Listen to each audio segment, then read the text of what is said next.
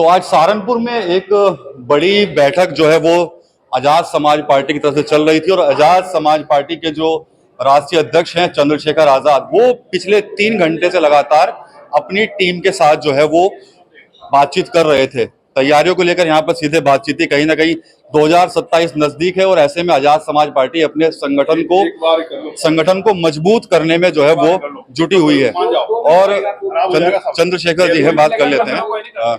27 की तैयारी है और आप पूरे 3 घंटे से, हम भी इंतजार करें, 3 घंटे से आपके कार्यकर्ताओं को लगातार आप टिप्स दे रहे थे। क्या फॉर्मूला सेट किया चंद्रशेखर ने 27 को लेकर? टिप्स नहीं दे रहा था, उनसे आग्रह कर रहा था कि वो मजबूती से आने वाले चुनाव की तैयारियां करें और ये सुनिश्चित करें कि चुनाव मजबूती से लड़ा जाए और जीता जाए, क्योंकि चुनाव के समय चुनाव की तैयारियां करने वाले लोग अक्सर हार जाते हैं।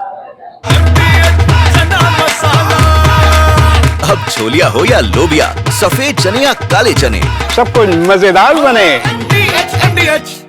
हमें चुनाव जीतने के लिए लड़ना है। उसके लिए जो तैयारियां अभी तक हुई है उसका भी निरीक्षण करना था और जो आगे तैयारियां करनी है, जहां कमियां दिख रही थी उसके प्रति भी जागरूक करना था। दोनों काम हुए। आशा उम्मीद है कि भविष्य में जो तीसरे पंचायत चुनाव आएंगे उनमें आजाद समाज पार्टी बहुत अच्छा कार्य करेगी और बड़ी पार्टी बनकर उभरेगी। बिहार में आप लोगों का गठबंधन था क्या? 27 के लेके कोई रणनीति बन रही है गठबंधन की? अभी आप जो कुछ हो गया सामने रखी जाएगी। अभी तो कोई ऐसा वो है नहीं। विकल्प खुले हुए, बीजेपी को छोड़ के सभी के लिए विकल्प खुले हुए। पार्टी के जो सीनियर लीडरशिप बात कर रही है, कोई अगर इस तरह की उनका आदेश आएगा, किसी को इस तरह की बातचीत बनेगी तो उसको हम लोग फॉलो करेंगे। हम तो वर्कर हैं पार्टी के। एक बड़ा राजनीतिक घटनाक्रम हुआ है आज। बिहार के मुख्यमंत्री नीतीश कुमार जो हैं वो राज्यसभा जा रहे हैं मुख्यमंत्री पद छोड़कर। इस पूरे घटनाक्रम को आप कैसे देखते हैं? बिहार का जो घटनाक्रम है ये एक संदेश है। ऐसा ही महाराष्ट्र में हुआ था। पहले शिवसेना तोड़ी गई, फिर शिंदे जी को मुख्यमंत्री बनाया गया। उसके बाद में भाजपा ने भाजपा बहुत लंबे समय से अपना मुख्यमंत्री बनाना चाहती थी बिहार में, लेकिन वहाँ जो अति पिछड़े जो अति दलित जातियां हैं वो नीतीश जी के नेतृत्व को स्वीकार करती, भाजपा को नहीं। चुनाव के समय ये हो नहीं सकता था, इसलिए उनको जो है तमाम विरोधाभास के बाद भी सामने रखा गया। और अंत है जब अब सरकार बन गई है तो वो जो वादा हुआ था कि नीतीश जी मुख्यमंत्री, उसको मुझे लग रहा है कि ये खुशी से नहीं, मजबूरी में वो उनको करवाया जा रहा। हो सकता है उनके बेटे को कल डिप्टी चीफ मिनिस्टर बना दिया जाए, जिससे जो है दोनों काम हो जाए, उनका बेटा भी सेट हो जाए और नीतीश जी का जो है अब जो है मार्गदर्शन मंडल में भी उनकी वो हो जाए। इसलिए शायद उनको राज्यसभा भेजा जा रहा है। आज मैं सुबह देख रहा था, एक ट्वीट हुआ था आपकी तरफ से, जो वित्तविहीन शिक्षक हैं उनको लेकर क्या मांग की है सरकार? देखिए, मैंने मांग की है उनको कोई भी जो है सुरक्षा नहीं मिलती है, सुविधा और सुरक्षा, पीएफ या मेडिकल इंश्योरेंस, और जो उनका वेतन है मानदेय जो वो भी बहुत कम है। 4 लाख से ज्यादा अध्यापक हैं, 23,000 जो हैं स्कूल हैं वित्तविहीन, कोई नियमावली नहीं है। शिक्षा का क्षेत्र है, शिक्षा बहुत सारे रास्ते खोलती है। जब अध्यापक मानसिक रूप से जो है तैयार नहीं होगा या मानसिक रूप से वो जो है पीड़ा में होगा तो वो कैसे बच्चों को पढ़ा पाएगा? उसकी जरूरतें, उसकी बुनियादी जरूरतें, उसका मानदेय वो इतना होना चाहिए जो सम्मानीय हो, गरिमाएं हो, जिससे कि वो आसानी से अपने जो कार्य को संतुष्टिपूर्ण रूप से कर सके। इसलिए मैंने मांग उठाई कि कम से कम 25,000 रुपये वेतन जो है उनको मिलना चाहिए, जिससे कि वो संतुष्टिपूर्ण तरीके से जो अध्यापन का कार्य उसको कर पाए और वो बच्चे जो हैं, जो भविष्य वहाँ तैयार हो रहा है, वो मजबूती से देश की सेवा करें। इसलिए मैंने उनकी मांग उठाई। एक आखिरी सवाल, इंटरनेशनल इशू चल रहा है ईरान वाला, कुछ कहना? किसी और कमेंट, छोटा सा कमेंट कोई भी कर दूं। आज कर लेते हैं। चलिए, यहाँ पर अब मीडिया को ब्रीफ करेंगे चंद्रशेखर, बात कर लेंगे। आपने अपने कार्यकर्ताओं के साथ बैठक की है, क्या बैठक का एजेंडा था? क्या कुछ कार्यकर्ताओं से बातचीत? देखिए, ये सहारनपुर है और ये मेरी जन्मभूमि है। हमारा आंदोलन भीम आर्मी भारत एकता मिशन और आजाद समाज पार्टी की शुरुआत हम लोगों ने यहीं से की, पुराने साथियों से और जो नए पार्टी के कार्यकर्ता पदाधिकारी उनसे, जोन मंडल के जो जिम्मेदार साथी हैं उनको बुलाया गया था। उत्तर जो सहारनपुर की जो टीम है उनको बुलाया गया था। उनसे चर्चाएं हुई। तीसरे पंचायत चुनाव, विधानसभा चुनाव हमारे सामने, किस तरह से चुनाव लड़ा जाए, क्या तैयारी है, संगठनात्मक शक्ति कहाँ तक पहुंची, बूथ सेक्टर क्या स्थिति है, भाईचारा संगठन किस तरह के। हमने उत्तर प्रदेश में, पश्चिम उत्तर प्रदेश 13 जातियों का भाईचारा संगठन बनाया है। सेक्टर और बूथ की कमेटियां बनाई है, कई प्रकोष्ठ बनाए हैं। मेन हमारा संगठन है, हमने जातिगत तमाम पाल, प्रजापति, कश्यप, जितनी भी अति पिछड़ी जातियां हैं, सैन, विश्वकर्मा, जहां जहां जिस समाज की बाहुल्यता है, जिलों के आधार पे हमने वहां उनको जिम्मेदारियां दी। मुस्लिम समाज के लोगों को भी हमने भाईचारा संगठन में भी और महत्वपूर्ण भूमिकाओं में भी रखा है।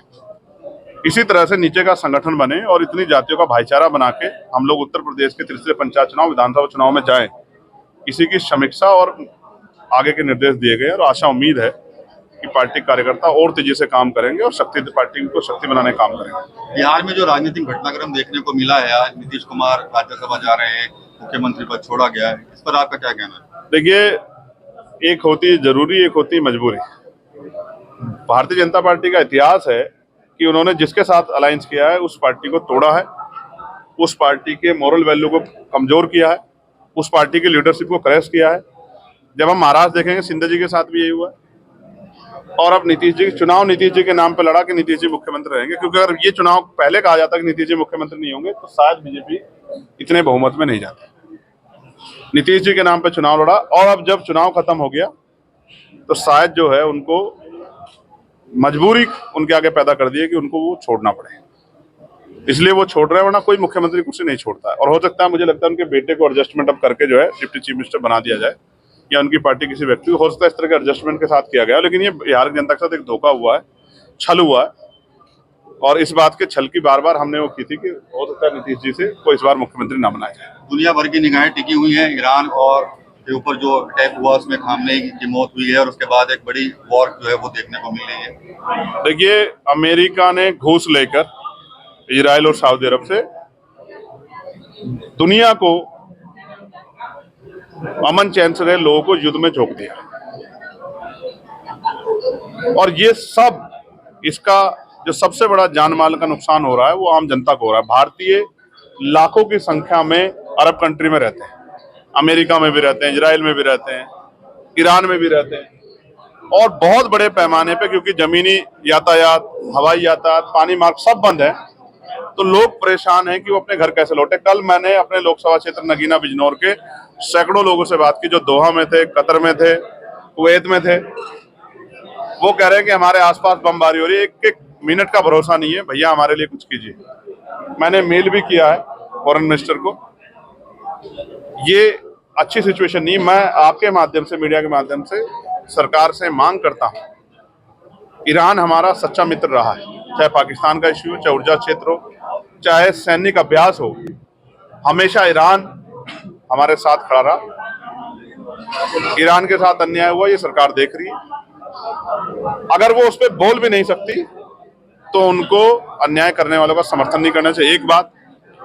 और दूसरी बात, उनको पूरी कोशिश करनी चाहिए कि जो भारतीय वहां फंसे, एक एक भारतीय की जिम्मेदारी है सरकार के ऊपर कि वो भारतीयों को सुरक्षित वापस अपने देश, अपने परिवार के बीच लाए। कल जब मैं उनसे बात करा, उनकी आंखों में आंसू थे। वो कह रहे थे कि हम तो परेशान नहीं, हमारी माएं, बहनें, हमारे परिवार में हमारे बच्चे, हमारे पिताजी सब परेशान हैं, क्योंकि ये भी नहीं पता कल क्या खबर आ जाएगी, अगले घंटे क्या खबर आ जाएगी। वो सो नहीं पा रहे हैं।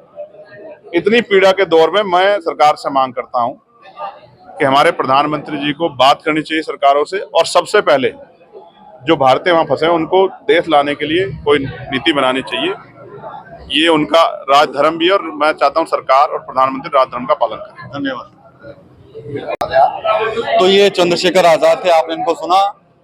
2027 के विधानसभा चुनाव और साथ ही साथ जो त्रिस्तरीय पंचायत चुनाव हो रहे हैं उनको लेकर आज अपने कार्यकर्ताओं के साथ एक बैठक की है, और यहाँ पर उनको कई टिप्स जो है वो दिया। हालांकि चंद्रशेखर खुलकर बता नहीं रहे हैं, लेकिन बड़ा जो है बैठक जो आज देखने को मिली है जिसमें तमाम पदाधिकारी यहाँ पर मौजूद रहे। इसके अलावा चंद्रशेखर आजाद ने ये भी बताया है कि वो 27 के में गठबंधन जो है वो किसके साथ करने वाले हैं। साफ कह रहे हैं कि बीजेपी को छोड़ के सभी के लिए विकल्प खुले हुए हैं। इसके अलावा जिस तरह से ईरान, इजराइल और अमेरिका के बीच में जो कुछ चल रहा है उस पर भी चंद्रशेखर आजाद ने सरकार पर तंज कसा है, और साथ ही साथ जो वहां पर जो लोग फंसे हुए हैं उनको वापस भारत सुरक्षित लाने की मांग जो है वो उनकी तरफ से की गई है। टीवी 9 यूपी के लिए सहारनपुर से विकास कपिल।